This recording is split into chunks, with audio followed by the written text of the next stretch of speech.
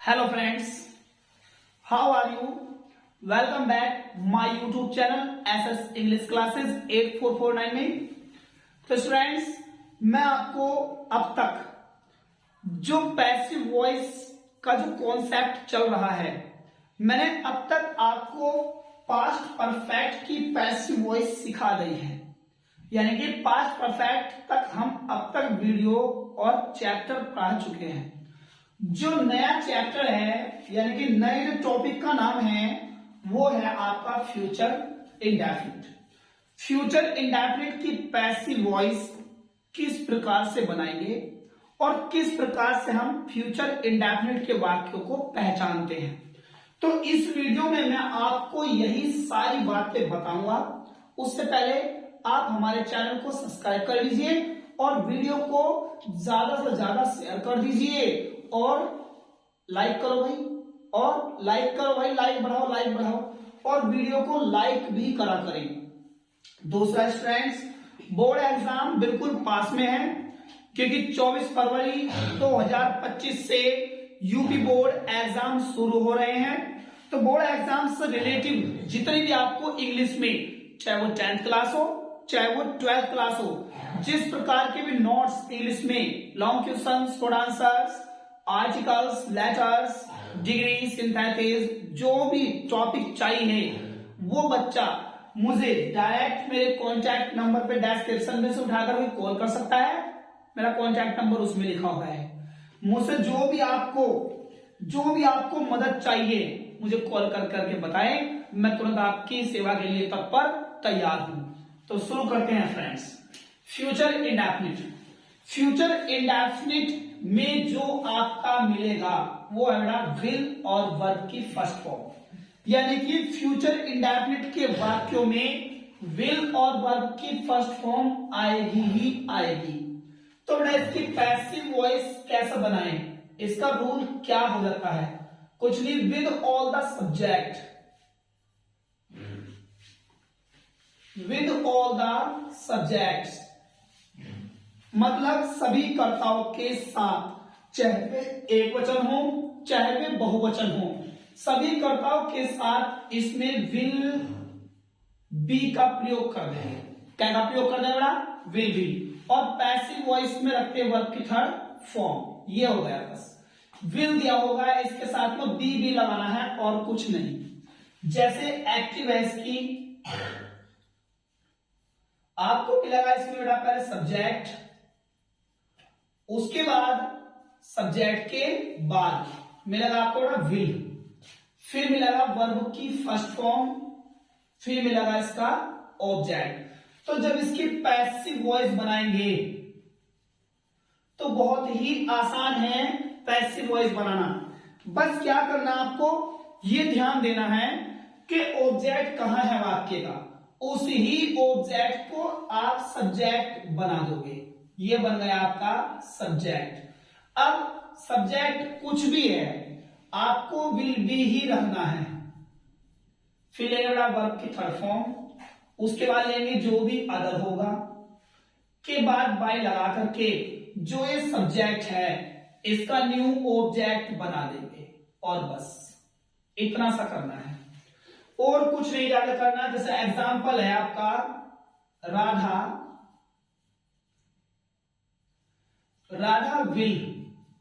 Radha will sing a song. ठंड हो गई भाई, बुखार हो गया।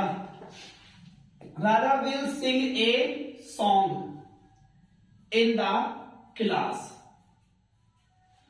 तो राधा तो बेटा आपका ये सब्जेक्ट है, ये हो गई आपकी हेल्पिंग वर्ब, ये हो गई आपकी वर्ब और ये हो गया आपका ऑब्जेक्ट। तो इस ऑब्जेक्ट ने आपको यहां से उठाना है और सब्जेक्ट बना देना है। तो ए सॉन्ग आपका बाहर, ये आ गया आपका सब्जेक्ट। अब लेना आपको विल बी, तो यहां पर बेटा विल तो ऑलरेडी है, बस बी लगा देंगे साथ में। अब ले लेंगे बेटा इसकी वर्ब यानी कि सिंग, यानी कि हो जाएगा संग। अदर उठा लो, क्या है? इन द क्लास, बाय लगा के, क्या है यार? राधा, तो वो राधा यहां आ जाएगा। बस ये बन गया आपका। जैसे बात करी जाए I will complete my work, I will complete my work. तो बेटा यहां से क्या उठाएंगे, माई वर्क और माई वर्क के साथ ही विल ही आ जाएगा। Will, my work will be, और ये वर्क तो कंप्लीटेड, ये हो गई। अगर तो नहीं है कुछ तो बाय लगा के क्या बनाया, आई, तो आई का मी बना देंगे बस।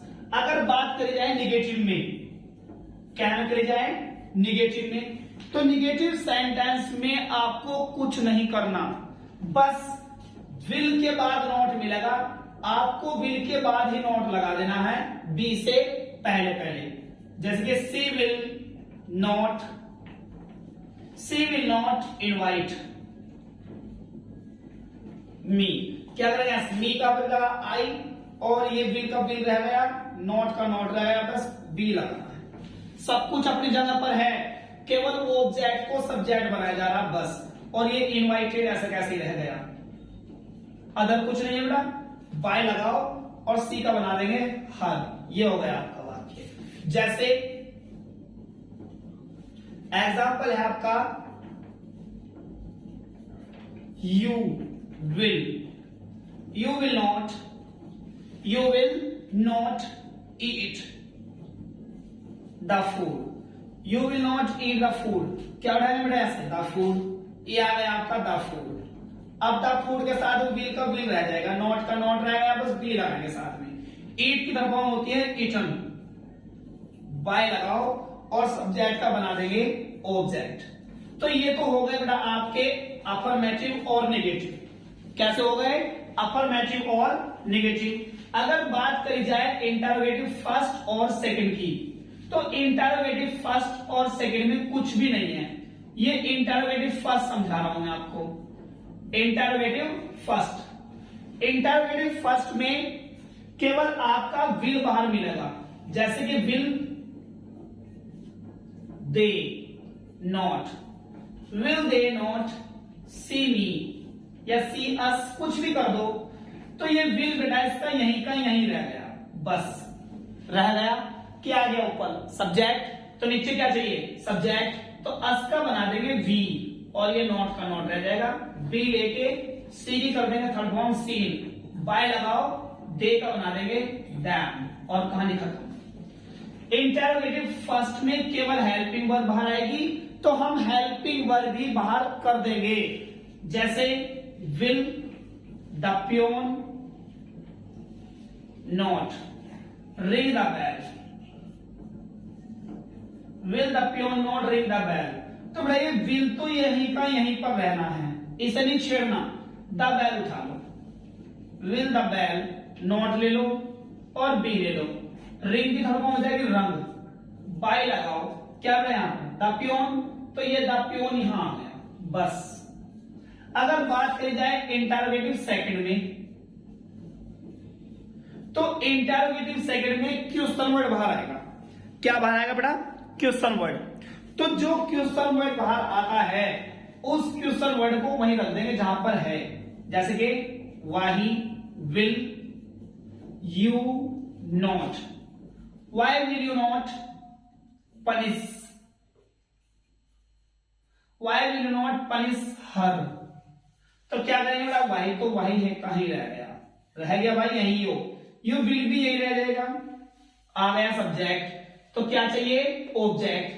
तो सी, हर का ऑब्जेक्ट क्या होता है, हर का सब्जेक्ट क्या होता है, सी, नॉट का नॉट और बी, पनिश्ड।